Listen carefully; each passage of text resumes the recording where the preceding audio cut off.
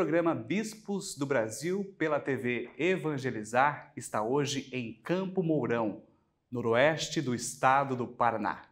E a gente conversa com o bispo de Campo Mourão, Dom Bruno Eliseu Versari. Dom Bruno, muito obrigado por nos receber na sua casa, na sua residência aqui episcopal, comemorando 3 anos de bispo, né? Pois então, eu que agradeço poder chegar em tantas casas pela TV Evangelizar. Estou no 3º ano do meu ministério episcopal. E aqui nessa diocese que o senhor tem raízes familiares?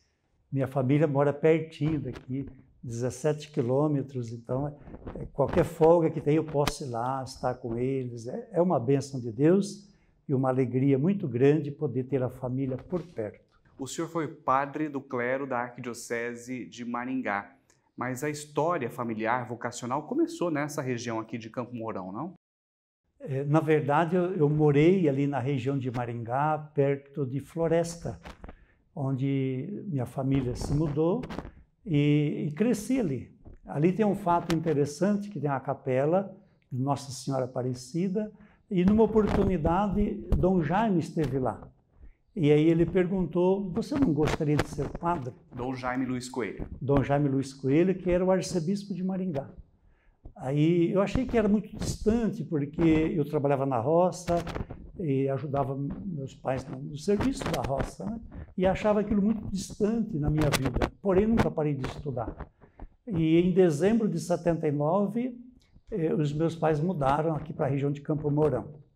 E tem um fato que em 80, São João Paulo, hoje, né, II, veio para o Brasil. E aquilo me marcou muito. A mensagem do Santo Padre, aquele gesto dele de chegar no Brasil e beijar o chão do Brasil e o povo cantando a bênção João de Deus, aquilo tudo mexeu muito comigo. E aí eu comecei a pensar no convite que Dom Jaime tinha feito para mim. Você não gostei de ser padre? E então eu fui fazer uma experiência, saí da minha casa, perto aqui da cidade de Campo Mourão, mas quando eu cheguei no seminário, não sei por que motivo, o seminário estava fechado. Aqui em Campo Mourão? Aqui em Campo Mourão. Aí, como eu era conhecido em Maringá, fui a Maringá, procurei Dom Jaime me encaminhou ao Padre Núncio, aí eu fui lá, esse lugar, o Padre Núncio cuidava daquilo que nós falamos dos propedeutas, dos jovens que chegam no seminário, e ali foi uma convivência muito gratificante, porque eu fiquei junto com outros colegas, e em janeiro de 81, eu já estava em Curitiba fazendo filosofia, já no seminário. Então, todo esse processo na minha vida foi em Maringá. Porém, quando eu vinha visitar a minha família, eu vinha visitar o então bispo dessa diocese, que era Dom Virgílio de Pauli, bispo daqui de Campo Mourão, e ele sempre dizia para mim, o senhor deve vir para Campo Mourão. E eu dizia assim para o bispo, assim, eu sou obediente ao meu bispo, se ele me designar, eu venho para Campo Mourão. Mas com todo esse tempo, todo o tempo dele, que ele ficou de 81 até 1999, eu não deu certo, eu não vim para cá, eu continuei padre, então eu fiquei padre em Maringá por 30 anos. Como que são interessantes, né? Os desígnios da providência de Deus. O senhor poderia ser padre na diocese de Campo Mourão, foi para Maringá, a arquidiocese de Maringá, e hoje é bispo de Campo Mourão. É a providência, né? É a providência de Deus. Eu lembro talvez a profecia de Dom Virgílio lá atrás, dizendo assim, o senhor deve ser de Campo Mourão. E aí hoje eu estou aqui com muita alegria. O senhor é filho de produtores rurais, né? E hoje o senhor governa essa diocese aqui de Campo Mourão, uma característica muito agrícola aqui nessa região. Inclusive, Campo Mourão é sede de uma das maiores cooperativas agroindustriais do agronegócio do Brasil, da América Latina, né? Talvez a maior da América Latina. E também muito forte essa região na produção familiar, na agricultura familiar, né? Então o senhor também tem habilidade com essa população. Quando eu falo para os fiéis, citando o exemplo, por exemplo, do semeador, da semente, do trigo, das plantações, eu consigo entrar bem na vida deles, porque eu vivi isso, né? E, de fato, a nossa região é uma grande produtora, principalmente de soja, milho, trigo e pecuária também. Tem uma grande região de pecuária. É uma região muito produtiva e muito próspera, né? Muito próspera, muito próspera. Por ser muito próspera, a gente também acompanha e sabe disso que há conflitos agrários, né? Entre pequenos, grandes produtores, conflitos normais muitas vezes, alguns conflitos não são bons, né? São graves. A igreja acompanha essa realidade no campo também. Como que é essa realidade na região rural aqui do noroeste do Paraná, em Campo Mourão? Na nossa diocese são 26 municípios. Então ainda temos alguns municípios que têm assentamentos, questões agrárias que ainda não foram solucionadas. Espera que sempre que o governo, através dos organismos de governo, cheguem a esta denominação, esta solução. Mas a igreja se faz presente. Inclusive, os bispos do Paraná incentivaram e, motivado por isso, foi criado uma comissão organizada, coordenada por um desembargador do Paraná para essas questões agrárias. Quando, às vezes, alguma decisão judiciária relacionada a algum assentamento, a pergunta é o que será feito daquelas famílias, para que eles não fiquem desabrigados. Então, nós temos na região da diocese assentamentos que estão esperando ser regularizados, mas existem alguns conflitos também, e a igreja tem se feito presente, os padres têm atuado junto, mas sempre numa forma de ajudar a uma solução pacífica para que aquelas famílias que estão produzindo, são pequenos agricultores, são famílias, e eles possam viver dali, viver daquela propriedade. Porque muitas vezes esses pequenos produtores, eles são invisíveis, né? Eles não têm voz, não conseguem se articular, e a igreja ajuda muito nesse sentido também, né? Aqui vocês têm realidades muito bonitas, por exemplo, a produção de produtos orgânicos que alimentam escolas no Paraná. Enfim, são notícias muito boas que vêm de Campo Mourão também, né? Nós temos uma cooperativa na cidade de Corumbataí do Sul, que produz quase que a maior parte do alimento para as escolas é produzido neste município e é designado para a merenda escolar. Então, é uma cooperativa de pequenos agricultores, onde eles têm como objetivo produzir alimentos orgânicos e destinado à merenda escolar. Dá certo, né, Dom Bruno? É possível, né? Dá certo e é possível. É possível conviver com o pequeno agricultor, conviver com a agricultura familiar. Eles produzem alimento e ainda o excedente eles comercializam. É um testemunho que só vendo de perto para dizer que é possível e é o que eles desejam, né? A família que deseja viver naquele pedacinho de terra e ser feliz ali, não precisa ir para a grande cidade e, às vezes, enfrentar os grandes desafios das cidades. Então, eu tenho aqui na região, são 26 municípios, tem município de pequenos agricultores, que eles vivem da pecuária, da sua produção, da sua pequena produção, mas vivem ali. E eu acho sim que o pessoal está contente, está feliz, eu acho que é um bom testemunho de que é possível viver na roça, como nós falamos aqui, com a sua pequena propriedade. Cuidar da casa comum, como diz o Papa Francisco, né? São exemplos Nós temos um exemplo que marcou, eu achei significativo, inclusive aqui do nosso regional, a CNBB Regional Sul 2, publicou este artigo. Quando nós iniciamos o ano jubilar, então nós estamos completando 60 anos da criação da diocese. Nós lançamos um desafio de plantar 60 mil árvores.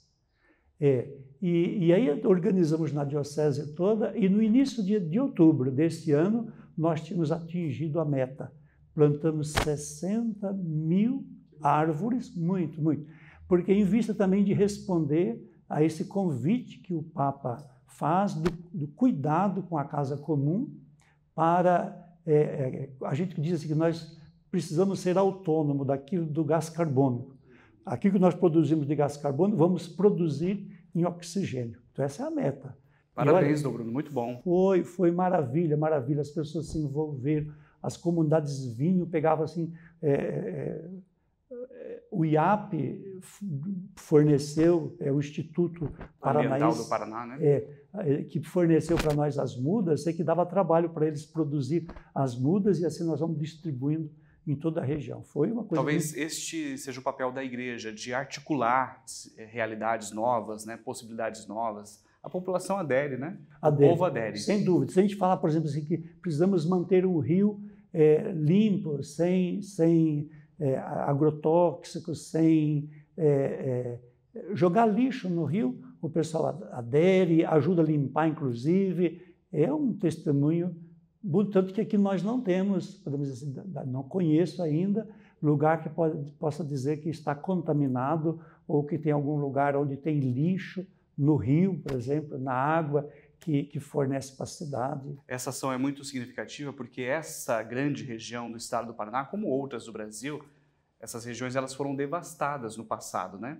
E porque a gente pensa hoje no desmatamento, por exemplo, na região amazônica, mas aqui, nessa região, houve uma devastação terrível da Mata Atlântica, né? Perdemos muito, não sobrou praticamente nada, né? Então, ações como essa são necessárias para reflorestar também, né?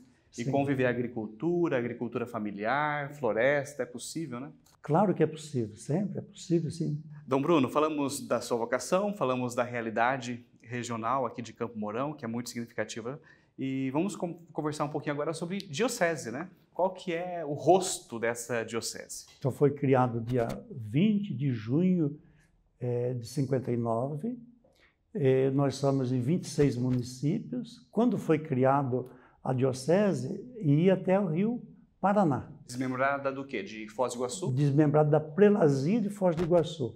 Então, quando a diocese de Campo Mourão foi criada, desmembrada da prelazia de Foz do Iguaçu, tem o Moarama também. O Moarama fazia parte da diocese de Campo Mourão. Aí, em 60, foi desmembrada e o Moarama, então, foi desmembrado de Campo Mourão. Então, nós temos uma região que dá mais ou menos 350 mil habitantes, e eu digo assim que, conforme a estatística do censo, né, do Paraná, nós estamos em 77% que se declaram católicos, e eu disse, cara, assim, que nós temos um grande o fervor devocional do nosso povo. Aqui, quando, por exemplo, a gente marca, quando é festa do padroeiro, por exemplo, quando é alguma festa popular, a exemplo de festa de Nossa Senhora Aparecida, e quando organiza alguma atividade religiosa, o povo responde, o povo participa, é um povo muito devoto, um povo piedoso, assim, dá muita alegria de poder estar no meio deles, celebrar, então é uma experiência gratificante. Cultura vocacional, como é que Campo Mourão está? Tem padre suficiente? Falta padre ou não? No momento, nós somos em 58 padres diocesanos. São 7 padres religiosos. Nós temos 2 paróquias na diocese que são entregues aos cuidados dos padres religiosos. Mas eu digo que, no momento, todas as paróquias têm padre, né? Todas as paróquias têm padre. Claro que tem mais espaço, mas estamos olhando para as regiões mais desafiadoras, por exemplo, como a gente vê uma região missionária como a Amazônia, por exemplo, eles precisam mais do que nós. Tem padre em missão aqui? Não, nós tivemos um padre na África, que foi o padre Ivan, mas ele já voltou, que era um projeto do regional, que é um projeto do regional, mas da nossa diocese em missão, né, fora daqui, ainda não temos. Quem sabe a gente consegue um dia mandar padres para ajudar na evangelização. Então, Bruno, aqui vocês têm uma história conhecida no mundo inteiro, que é o milagre atribuído à intercessão dos pastorinhos de Fátima, uma criança do município de Juranda, que pertence à diocese de Campo Mourão. Ela sobreviveu a uma queda, a uma terrível queda. Foi um milagre, né? Reconhecido pela igreja, inclusive. Criança moradora aqui da região de vocês, da diocese. Isso é uma graça para a igreja particular, não? Sem dúvida, né? Então, o fato aconteceu lá, a criança esteve aqui no hospital, e aí as irmãs do Carmelo foram chamadas para rezar, pediram para elas, a família, os amigos, então foram ali com as irmãs pedindo para que elas rezassem, invocando a intercessão de Francisco e Jacinta, que são os pastorzinhos. E o milagre foi alcançado.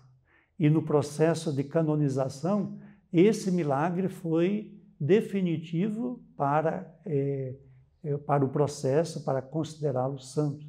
Então, nós temos assim, um lugar, né, que é muito, eu disse, piedoso, devoto, de devoção do povo, que é esta situação na cidade de Juranda, mas nós temos o lugar da oração, que é o Carmelo, onde as irmãs carmelitas, na clausura, né, rezaram, e Deus atendeu. Eu acho assim que Deus olhou para cá com um olhar especial. E um fato como esse muda também muito da logística pastoral, da organização pastoral de vocês, né? Porque chama atenção, vem peregrinos, vem gente querendo conhecer, aumenta a visita, por exemplo, ao Carmelo. O Carmelo é um lugar fechado, né? Não pode. Como é que vocês trabalham com essa situação? No Carmelo, principalmente, então, tem uma capela onde as pessoas podem vir para celebrar, para rezar. Então tem o espaço reservado das monjas, mas também tem um espaço onde o público pode rezar, ir, praticamente uma capela que as pessoas vão ali para rezar, né? Então isso existe. Administrar isso, nesse tempo de pandemia, a gente precisou intervir junto com as irmãs e fechar o portão para evitar acesso de pessoas de fora ao convívio lá, né? Mas quando daqui a pouco passar tudo isso, os portões serão abertos e as pessoas poderão ir até a capela. Conversando com o senhor antes da entrevista, uma frase que me marcou foi que o senhor disse para mim que as orações das religiosas sustentam vocês aqui, né? A oração é importante, né, Dom Bruno? A oração é fundamental. A oração é fundamental. Quando a gente olha Jesus, quando ele vai escolher os 12, ele passa uma noite inteira em oração. Em vários momentos, Jesus está rezando, e a experiência da nossa vida é que sem a oração a gente não consegue muita coisa, não. Então, além da oração pessoal, nós temos estas madrinhas de oração. Cada padre tem sua madrinha, cada vocacionado, cada seminarista tem, e elas adotam nominalmente o padre, o seminarista, para rezar por eles. Eu acho que isso são as raízes escondidas, sabe? Eu gosto de usar esse exemplo, porque normalmente, quando nós olhamos para um pé de fruta ou para as flores, a gente olha para o resultado, que são as flores ou são os frutos, mas poucas pessoas olham para as raízes que estão fincadas lá no chão. As irmãs são assim, são como as raízes fincadas no chão.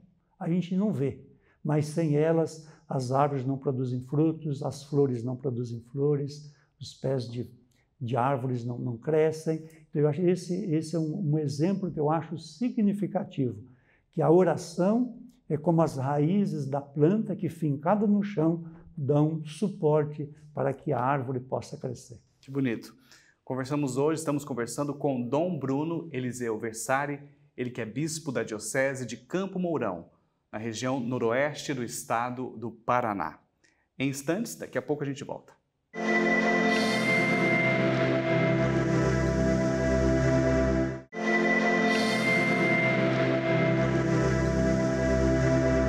Pela TV Evangelizar, programa Bispos do Brasil, estamos hoje na Diocese de Campo Mourão, conversando com o bispo Dom Bruno Eliseu Versari. Dom Bruno, antes de ser nomeado bispo aqui de Campo Mourão, o senhor foi padre do clero da Arquidiocese de Maringá, foi vigário-geral lá, ecônomo, né? E o senhor é lembrado por ser um bispo administrador, construtor. Essa é a fama de Dom Bruno, procede? Quando a gente fica padre, a gente se coloca à disposição da igreja.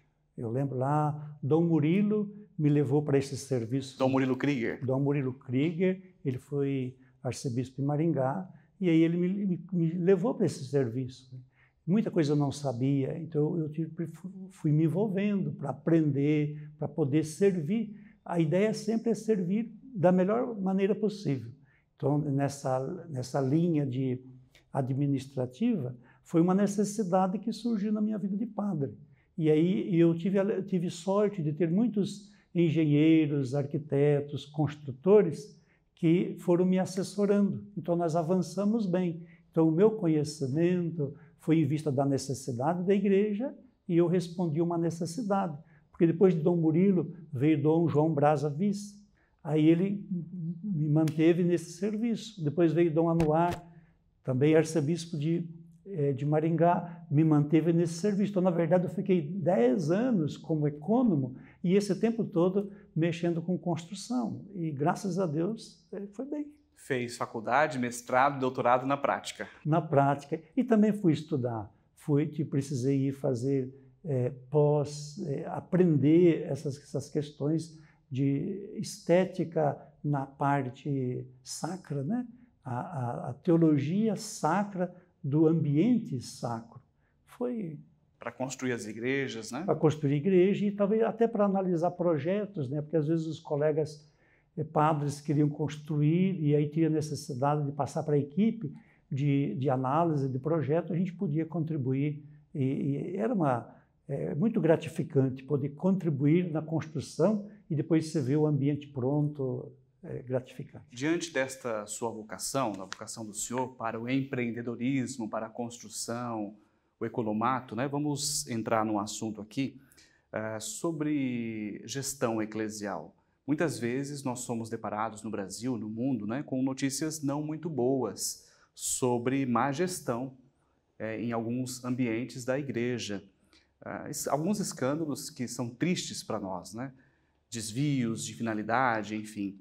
O que Dom Bruno diz sobre isso? Qual que é o papel do bispo diocesano nesse campo da promoção de uma boa gestão dos recursos da igreja? Desde que eu iniciei lá na economia, eu lembro que Dom Murilo, que era o nosso arcebispo, ele dizia assim, padre que sonega é pecado. Então, sonegar é pecado. E padre, mais ainda. Então, o que nós começamos a fazer? Que organizaram uma comissão de leigos para ajudar o padre na administração paroquial. E sabe que deu muito certo, porque os leigos são peritos nisso. Antigamente, o padre fazia tudo. O padre fazia tudo. O padre fazia tudo, fazia a listinha da contabilidade, administrativo, e ele cuidava disso. Aí não, vamos organizar um conselho administrativo, que é aquilo que nós falamos, o CAE, Conselho Econômico Administrativo. E junto com o padre, e dava certo. E aí o que acontecia? O padre não estava sozinho, o padre tinha um conselho junto com ele. Erra menos, claro. E aí depois as pessoas são peritas. O padre é perito em teologia, em oração, na Bíblia, mas perito em economia são os leigos. E aí nós começamos a chamar os leigos para fazer parte desse conselho. Olha, foi uma experiência bonita. Hoje eu digo, a paróquia tem que ter um conselho administrativo junto com o padre. O padre é um dentro do conselho. Ele tem a palavra dele, ele tem o cuidado dele, administrativo, tudo, mas o perito em economia são os leigos. E olha, tem dado certo. E agora nós vemos o Papa falando sobre a sinodalidade. É um campo vastíssimo onde o leigo pode atuar, porque aí o padre não erra, não tem erro. No final do mês, ele imprime o movimento administrativo da paróquia, coloca lá no edital, todos podem acompanhar. Tem paróquia que tem o jornalzinho informativo, coloca no jornalzinho informativo, toda a paróquia pode acompanhar, E isso, pronto, anula qualquer dúvida, anula qualquer suspeita. As pessoas não alimentam dúvidas sobre a contabilidade, porque conhece aquele senhor, aquela senhora, aquela pessoa e conhece a integridade deles. Houve uma evolução, então, na avaliação do senhor? Sem dúvida, houve uma evolução, tanto que, por exemplo, eu estou aqui em Campo Mourão, mas eu lembro de Maringá. Maringá, essa administração está quase que exclusivamente na mão dos leigos. Essa realidade eu também vivo aqui na diocese, que quase tudo é coordenado pelos leigos. Então, o padre, ele tem a missão de supervisionar, de acompanhar, de perguntar, de ver se está tudo certo. E olha, eu digo assim, até como testemunho, ó, as coisas têm caminhado muito bem. Uma questão de testemunho, essa palavra que o senhor usou, porque a igreja cobra tanto dos governos, por exemplo, né, de boas práticas, anticorrupção, então tem que dar o exemplo, né, Dom Bruno? Não pode brincar nesse campo. Tem que dar o exemplo. E aqui ainda, além das paróquias fazer prestação de contas no informativo paroquial, aqui nós prestamos conta do movimento financeiro da diocese num jornal. Nós temos um jornal que se chama o Jornal Servindo, inclusive vai no site da diocese também. Então, todos os fiéis podem acompanhar para ver aonde nós investimos o recurso que os fiéis entregam na igreja. O senhor cita a questão de transparência como uma prioridade. A transparência ela é importante, ela é fundamental, mas ela não é tudo, né? Não basta ser transparente, tem que ter boas práticas de gestão, de economia, de bom uso dos recursos, né? Os padres, por exemplo, na sua formação, não têm uma formação acadêmica de administração. É possível colocar lá no seminário algum tipo de formação nesse sentido? O senhor sente falta nisso nos seminários? Nós já estamos conversando, ao menos na teologia, saber aquelas questões básicas, né? Porque vejam só, para o Estado nós somos uma empresa. Para o Estado nós temos que administrar como empresa. Então existem funcionários que têm que estar registrados, existe entrada e saída de dinheiro que tem que ser documentado. Tudo isso tem que ser documentado. E os jovens, eles entram no seminário e não têm essa base. Então precisa, mesmo que se não for feita lá, tem que ser feita depois, porque agora, na nova rácio, na formação dos novos padres, pede que ele tenha, depois que terminar a teologia, que tenha mais um ano, que fala assim, um ano de síntese.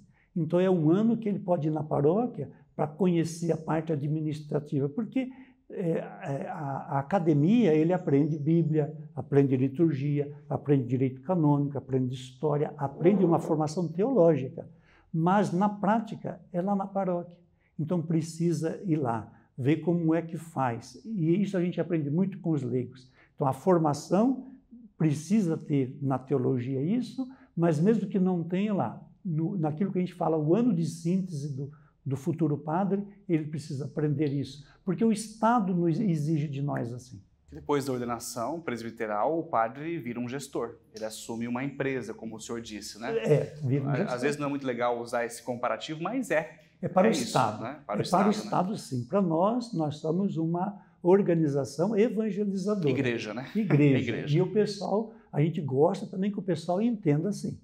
E às vezes a gente prefere que o pessoal nos veja como igreja, com a missão de evangelizar. Mas nós temos uma obrigação que é o Estado, que nos acompanha, que investiga, que fiscaliza, a Receita Federal, por exemplo. E é bom que haja essa fiscalização, essa supervisão, porque é bom para todo mundo, né? Sim. Dom Bruno, o senhor é bispo referencial para a pastoral do dízimo aqui no estado do Paraná, no Regional Sul 2 da CNBB. O dízimo é uma ponta, né, desse sistema financeiro aí que mantém as obras de evangelização, a ação evangelizadora, como a gente diz na igreja. Qual que é o papel dessa pastoral neste campo da gestão? No momento, não dá para pensar a igreja sem dízimo. Então, a manutenção da igreja depende do dízimo. As paróquias que ainda não estão nesse caminho, ou definido já assim, estão a caminho, porque as festas, as promoções já vão ficando de lado, elas já terminaram foi um tempo que foi importante. Agora é o dízimo, porque o dízimo é bíblico, o dízimo é a palavra de Deus. A pessoa, quando entrega o seu dízimo, ela se compromete com a paróquia, ela se compromete com a evangelização, ela se compromete com a missão. E aí ela depara com uma realidade que é ela de batizado. Eu sou batizado e sou enviado em missão, mas nem sempre eu consigo dar conta. E aí Deus me abençoa tanto que eu reconheço através do dízimo. Então, o dízimo é o caminho. Quem já está, continua e vai se fortalecendo. E o leigo gosta de ver o dinheiro dele, o dízimo dele, consumido na evangelização, na manutenção, porque os padres, os colaboradores, todos sobrevivem da doação do dízimo. A missão é doação do dízimo também. A estrutura também é fruto do dízimo. Então, e o dízimo é bíblico. Todas as pessoas vão deparar com essa realidade e quando eles devolvem o dízimo, eu gosto de lembrar Malaquias, capítulo 3, versos de 6 a 10. Façam a experiência comigo e vocês vão ver como eu abençoo você. Então, não precisa fazer viagem distante. Às vezes as pessoas vão longe, faz peregrinação, faz grandes caminhadas para receber a bênção. E nós encontramos na Bíblia, está aqui, faça a experiência do dízimo e eu vou te abençoar, além do que precisa. Está escrito na Bíblia, não estou criando, inventando, não. E não é teologia da prosperidade isso. Isso é palavra de Deus, né, Dom Bruno? Não é um toma lá da cá. A teologia da prosperidade tem essa cultura, né? Eu dou e Deus fica obrigado em me devolver. Não. O dízimo é fruto da generosidade. O coração transborda tanto de amor e de reconhecimento pelo que Deus me dá, que eu devolvo um pouquinho. Aquele pouquinho é reconhecimento de tudo o que Deus me dá. Para representar, se Deus me ama, eu amo a Deus também. Mas Deus me ama tanto, eu não consigo amar Deus no mesmo tanto. Então eu amo Deus no pouco que eu posso manifestar. E esse pouco é exigente. O amor que não for exigente não é verdadeiro amor. Então, Bruno, que tipo de mentalidade tem hoje o agente do dízimo? Aquela pessoa que colabora na paróquia na promoção do dízimo, né? Com relação à transparência, à gestão financeira, porque em muitos ambientes eclesiais a gente acompanha o agente falando sobre a importância, as palavras que o senhor nos traz aqui agora, da importância da partilha, mas deixa de lado o debate sobre a gestão. Será que é necessário, urgente hoje, incorporar esse debate sobre a gestão paroquial, gestão financeira? Porque uma coisa não está desassociada à outra, né? Veja que na história, quando a gente olha para a história da igreja, em 75, a CNBB publicou um estudo sugerindo que as paróquias, que as dioceses implantassem o dízimo. Não houve muita evolução. Na década de 80, começa a surgir alguns expoentes. Aqui na nossa região, a diocese de Umuarama, com Dom José Maimone, deslanchou bem. Em 2016, a CNBB vai publicar um documento, mas 2016 está aí. Então, a formação ainda recente, né? É muito recente. É um caminho que tem a percorrer. A formação do missionário do dízimo, eu gosto de falar do missionário do dízimo, porque ele não vai na família só para levar o envelope ou só para buscar o dinheiro. Ele vai na família para ouvir, para visitar e para rezar com eles. Então, a compreensão do missionário do dízimo, ela precisa ser superada a uma ideia de buscar o dízimo. De um coletor de impostos. De um coletor, Porque às vezes a família não pode ir e até agradece que vem algum missionário ali. Mas a missão dele é ir visitar a família. Se tem alguém enfermo, vai lá rezar com a família enfermo, conversa com as pessoas, anuncia os acontecimentos da paróquia, por exemplo, da missa, coisa e tal. Então, quando você começa a criar... Isso é fantástico, né? Revigora a ação pastoral na comunidade. Isso, porque aí a pessoa começa a ver, o próprio missionário começa a viver o seu batismo. E aí isso tem uma dimensão da igreja em saída. O que o nosso Papa insiste, né? A nossa igreja é em saída.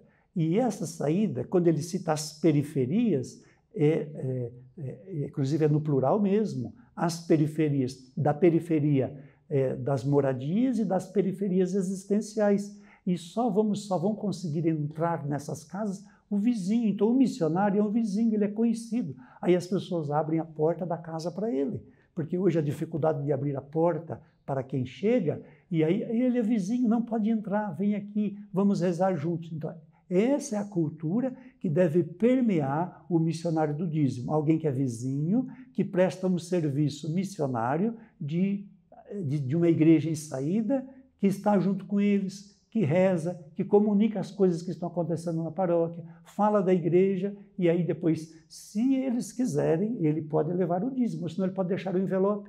A pessoa mesmo pode ir na secretaria paroquial, pode ir na igreja, a hora que for, e devolver o dízimo dela. Dom Bruno, é tão bom receber visita, né? E a gente parou de visitar as pessoas. Né? É uma pena, essa insistência do Papa da Igreja em Saída. Nós aqui, no início do ano, estávamos visitando casa por casa. Era projeto nosso, no ano do jubileu, fazer visita em todas as casas, inclusive fazer levantamento de todos os dados. Mas com a chegada da pandemia, nós precisamos parar. Mas estava sendo uma experiência extraordinária da visita às pessoas, às famílias, rezava com as famílias, anotava os dados que a gente queríamos fazer levantamento. E eu sei que, por fim, a gente nem conseguia ir muito em muitas casas pela necessidade que as pessoas têm de acolher o outro que chega. Dom Bruno, neste período de pandemia, aqui na Diocese de Campo Mourão, o dízimo sustentou as ações pastorais? Sustentou. Logo no mês de março, abril, o meu encontro com os padres, eu já dizia, olha, como é que está? Vocês estão dando conta? Então, nós vamos esperar um pouco. Por enquanto, porque a igreja ficou com medo também, né? Ficou. Estamos dando conta. Mas o povo deu uma resposta que a gente não imaginava. Eu tive testemunho de padre que disse, olha, na minha paróquia o dízimo aumentou. Na minha paróquia eu estou conseguindo, porque... Surpreendente, né? Surpreendente, porque também existe aquela mentalidade das paróquias que têm mais dificuldade. Então, quando um dizia que tinha tido mais recurso, aí a gente podia suprir e ajudar o outro também. Dom Bruno, para a gente finalizar, quais são os sonhos do coração de Dom Bruno no campo pastoral, no campo pessoal também, né? O que pensa Dom Bruno com relação à igreja? Porque o bispo também sonha, né? Tem sonhos, projetos, né? Eu tinha o desejo de fazer a visita pastoral no próximo ano, 21, mas não vai ser possível porque todas as crismas que nós tínhamos esse ano foram canceladas e foram transferidas para 21. E eu gosto de ir em todas as paróquias, gosto de estar lá junto com o padre, com a juventude, gosto de estar presente nas paróquias. Então, esse é um desejo que eu tenho. Então, talvez para 22 eu organizo a visita pastoral, ficar na paróquia, ficar lá com o padre, reunião com os leigos, reunião com as comunidades, tudo isso. Então, isso é um desejo pessoal. Outra coisa é retomar o que nós paramos da iniciação à vida cristã. Era um projeto da Diocese de implantar a organização da iniciação à vida cristã em todos os momentos de pastoral, seja da catequese, então na etapa infantil, adolescente e também para os adultos. Então, nós estamos iniciando um trabalho muito bonito com os adultos que ainda não receberam os sacramentos de iniciação à vida cristã. Então, nós temos muitos adultos que ainda não receberam os sacramentos todos, né? Uns têm o batismo e não têm a Eucaristia, o Crisma, tem um e não tem outro. Então, eu gostaria de ajudar todas essas pessoas. Então, eu gostaria de retomar isso e eu acho que vai ser possível. Então, Bruno, foi muito bom conversar com o senhor, um homem muito dinâmico para frente, antenado, né? E obrigado pela conversa franca, aberta. Essa é a nossa proposta do projeto Bispos do Brasil. A gente está percorrendo aí as dioceses pelo Brasil afora e é um privilégio conversar com os senhores. Eu sou fã dos senhores, gosto muito, respeito, admiro e vejo em vocês Pedro. Vejo São Pedro, né? Nosso primeiro Papa, primeiro Bispo ali, porque vocês são os nossos pastores, os senhores são os nossos pastores. Muito obrigado, viu, pela gentileza. Eu que agradeço, sabe, e se me permite fazer uma referência ao padre Reginaldo Manzotti, porque o padre Reginaldo é um batalhador da comunicação.